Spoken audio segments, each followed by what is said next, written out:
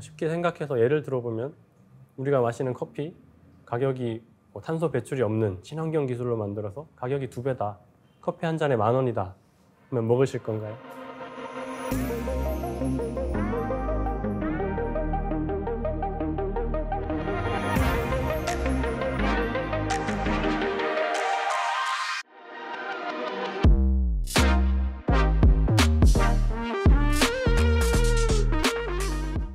네, 최근 코로나 팬데믹과 함께 인류 생존에 가장 문제가 되는 게 기후변화입니다. 이 기후변화가 점점 심해지고 있는데 이게 폭염, 가뭄, 또 대형 산불조차도 어떻게 보면 기후변화의 한 그 연장선상이라고 들었어요. 이게 기후변화가 지금 얼마나 심각한 건가요?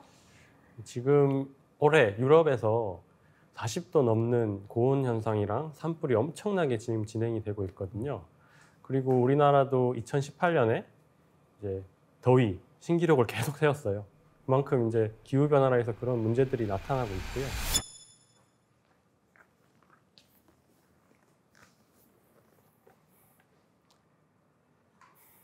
안녕하세요. 운동하는 과학자 한국화학연구원 이진희입니다. 제가 한국화학연구원에서 하고 있는 연구는 우리 대기 환경을 다루는 연구를 하고 있습니다. 크게 봐서는 전 지구적인 문제인 온실가스 문제를 해결하는 그런 기후변화 대응 기술, 최근 몇 년간 많은 이슈가 되었던 동북아 지역의 미세먼지 문제, 그리고 우리의 바로 인접한 동네 문제인 악취 문제, 이런 대기 환경 개선을 위한 연구를 수행하고 있습니다. 제가 어릴 때부터 이런 연구를 하겠다는 큰 사명감을 갖고 여기까지 온 건 아니고요. 과학을 좋아하다 보니까 흘러 이렇게 연구를 하고 있습니다.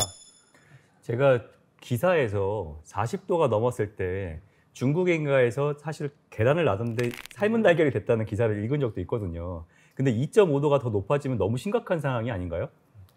그렇죠. 어떻게 보면은 2도, 3도 하면 되게 작아 보이잖아요. 32도나 34도나 에어컨 조금 더 틀면 되지 이렇게 생각할 수 있는데 이 함정이 연평균 2도라는 거예요. 그래서 온도가 항상 2도가 높은 게 아니라 올라갔다 내려갔다 낮을 때도 있고 높을 때도 있고 다 합쳤을 때 이제 연평균 2도가 높아진다고 하니까 1년 중에 10달은 온도가 평균이랑 똑같고 7, 8월 2달 온도가 높아져서 평균 2도를 올리려면은 얼마나 올라야 될까요? 한 거의 10도 가까이 올라가는 거 아니에요? 그렇죠. 7, 8월에 평균 온도가 12도, 그러니까 매일 12도씩 높아야 되는 거예요. 지금 30도면은 42도의 온도를 2달 동안 우리가 버텨야 되는 건데 그렇게 생각하면 엄청나죠. 근데 이 온도가 점점점 올라간다는 게 자연적인 현상이라고 보는 시각도 있는 걸로 들었어요. 이게 뭐가 맞는 건가요? 진짜 온실가스가 많아져서 지구온난화가 일어나는 건지 아니면 정말 그냥 이런 자연 주기 중에 하나인 건지 그게 좀 궁금하네요. 그래프를 이렇게 2개 보여드릴 텐데 첫 번째 그래프는 기원 후, 그러니까 2000년 전부터 지금까지 지구 온도를 이렇게 쫙 그린 거예요. 보시면은 1850년 이후에 급격히 상승을 합니다. 그리고 이제 두 번째 그래프는 이 시뮬레이션을 했어요. 인간 활동이 없을 때랑 인간 활동이 있을 때, 그리고 관측 결과 이렇게 시뮬레이션을 해서 인간 활동이 없을 때는 1850년 이후에 온도 상승이 크지 않다.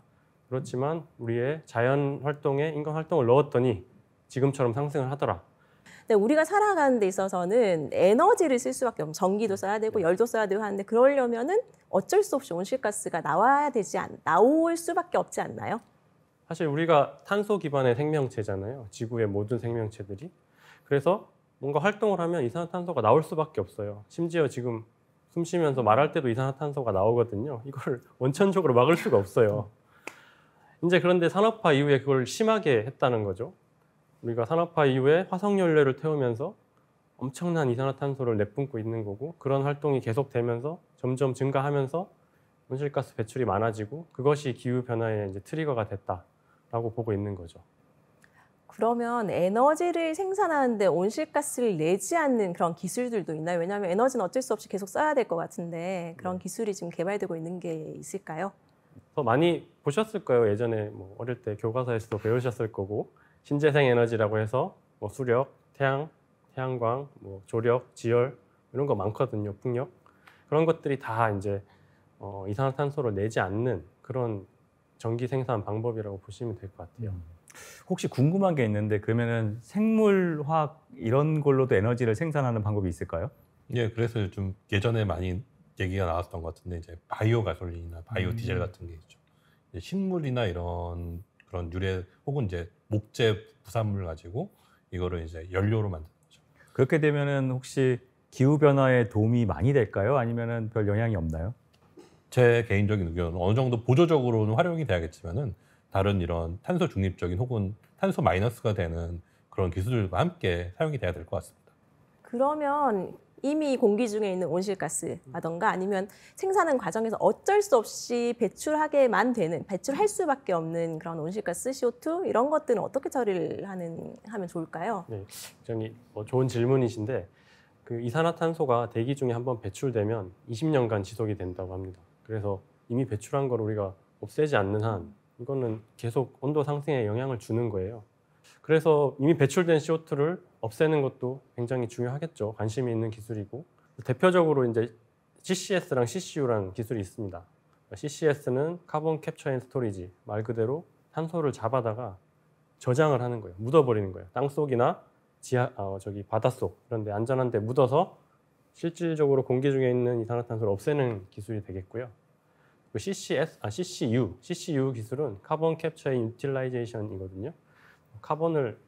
이산화탄소를 잡아서 유용한 물질로 바꾸는 겁니다. 옷이든 의약품이든 종이컵이든 그런 것들을 석유가 아닌 이산화탄소로부터 만들어서 결국 석유의 사용을 줄이면서 동시에 이산화탄소도 줄일 수 있는 그런 기술이 되겠습니다. 저희가 혹시 이런 기후 변화가 저희가 사회적 경영 활동에도 굉장히 영향을 많이 미치는데 혹시 각국의 군사 활동에도 영향을 좀 미치나요? 상당히 많은 영향을 미치죠. 가장 크게는 이제 임무.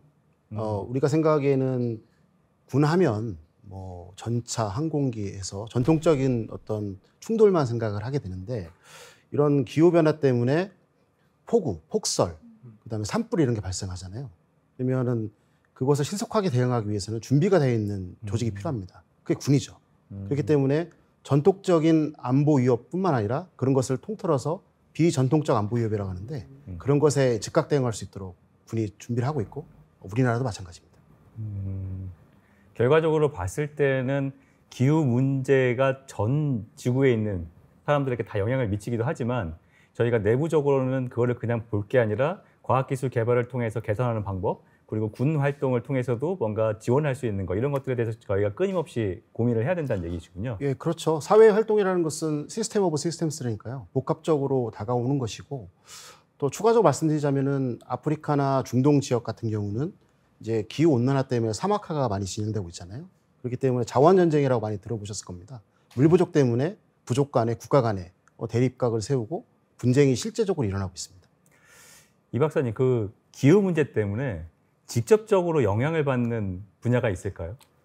제일 심각하게. 그 기후 변화로 인류가 멸망할 수 있다고 하지만 사실 솔직히 생각해 보세요. 저것 때문에 나한테 사실 와닿는 게 크지 않잖아요. 그런 피해를 입는 사람들은 아까 말씀하셨던 아프리카 같은 이런 빈곤층들에서는 직접적인 타격이 돼요. 그냥 쉽게 말해서 온도가 한 3도 올라갔다. 그리고 홍수가 나도 아파트에 사는 사람보다는 반지하에 사는 사람이 더 피해를 입을 것이고. 사실 그런 기후변화 피해 중에 가장 큰 것 중 하나가 위험이 되는 게 감염병 분야입니다. 가장 대표적인 예가 모기인데 모기가 많은 그런 감염병을 옮기는데 우리나라 온도가 올라가게 되면은 이 모기들이 활동할 수 있는 범위나 시기가 훨씬 길어지기 때문에 이런 열대성 감염병에도 훨씬 더 취약해질 수 있는 거죠. 그래서 요즘에 기후 변화라는 말 대신에 기후 위기라는 말을 쓰는군요. 기후 변화가 에너지 문제와 뗄래야 뗄 수가 없거든요. 우리나라도 그 온실가스의 80% 이상의 에너지 생산에서 나오기 때문에 결국 혁신적으로 탄소를 배출하지 않는 에너지 기술 개발이 제일 중요하다고 생각해요. 즉 전기겠죠. 전기 생산 방법. 그래서 제가 생각하기에 제일 게임 체인저가 될 수 있는 기술은 핵융합이라고 생각을 합니다. 핵융합 발전. 혹시 제가 영화에서 봤던 그 아이언맨 영화에 보면 여기다가 아크 원자로가 있잖아요. 그런 것과 비슷한 기술인가요? 네, 맞습니다. 지금 우리가 살고 있는 쓰는 에너지들 근원적으로 다 어디서 왔죠? 뭐 갑자기 질문을 던지시니까 네. 잘 태양인가요? 자연에서 왔더라고. 태양에서 왔어요. 네. 그 핵융합, 태양에서 일어나는 것을 똑같이 따라해서 전기를 만들어 보자라고 하는 게 핵융합 기술이고 그것이 개발된다면은 현재처럼 에너지를 쓰고 사는 수준에서는 모든 걸 다 커버할 수 있지 않나 생각을 합니다. 제가 어렸을 때, 뭐 오래전이긴 하죠. 내가 어렸을 때부터도 이런 기술 개발이 계속 되었어요. 근데 지금 보면 사실 어디에 있는지 모르겠어요. 그렇게 내가 이제 접근하기 쉬운 것 같진 않아요. 그러니까 시장에서 쉽게 찾아볼 수 있을 것 같진 않은데 그 이유가 혹시 있을까요? 제일 중요한 이유 한 가지가 있는데 기후변화, 환경 이쪽 기술들은 사실 돈이 되는 게 아니라 돈을 쓰는 기술이에요. 굉장히 중요한데 이 기술을 통해서 뭔가를 만들게 되면 가격이 올라가게 돼요. 뭐 쉽게 생각해서 예를 들어보면 우리가 마시는 커피 가격이 뭐 탄소 배출이 없는 친환경 기술로 만들어서 가격이 2배다. 커피 한 잔에 10,000원이다. 그러면 먹으실 건가요? 전 먹을 거예요. 없으면 안 돼서. 그런 문제가 있기 때문에 이런 것들은 진짜 사회적으로 먹겠다는 그런 합의가 되어 있어야 되고 정부에서 뭐 지원도 돼야 되고 정책적으로 좀 투자가 돼야 되는 그런 부분이 있습니다. 네, 그러면 최근에 뭐 탄소 국경세, 뭐 플라스틱세 이러면서 무역에도 환경적 규제가 이렇게 조금 들어가는 것 같아요. 주요국에서 이렇게 환경적인 규제를 하는 이유가 당근과 채찍이라고 보시면 될 것 같아요. 기후 기술을 개발하기 위해서 투자나 어떤 인력 지원이나 이런 것들은 당근이겠죠. 그 이제 반대쪽에 있는 게 그런 규제입니다. 채찍.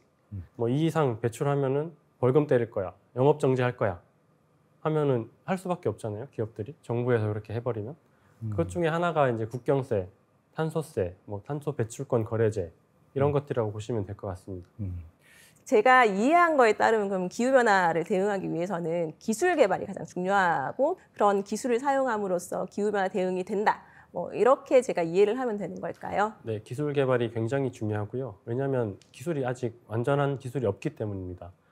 하지만 이제 기술 개발만 한다고 되진 않겠죠. 정책적 그리고 산업적 그리고 이제 사회적인 합의 그런 것들이 사실 종합적으로 다 이루어져야 된다고 보고 있습니다. 젊은 친구들이 많이 이제 이 분야의 연구를 하면서 저도 좀 많이 개선이 되고 우리 사회가 지속 가능하게 됐으면 좋겠는데 이 박사님이 마지막으로 한마디 하고 싶으신 게 있으시면 해주실래요? 지금 지구 온도가 올라가고 있고 그 중요한 포인트로 2도를 얘기를 하고 있어요. 이거 넘으면 우리는 끝장이다. 그 포지티브 피드백이라고 해서 온도 상승이 온도 상승을 야기하는 그런 것들이 반복이 되면서 이제 걷잡을 수 없게 돼요, 우리가. 그러다가 이제 6도가 넘어가면 이제 지구 멸망, 인류 멸망이 아니라 지구에 있는 모든 생명체의 대멸종이 시작될 거다. 불타는 지구가 온다고 얘기를 하거든요. 그만큼 이제 기후변화가 2도가 근데 쉬운 게 아니고 우리가 거기에 정말 경각심을 가지고 노력을 해야 되지 않나 그렇게 생각을 하고 있습니다.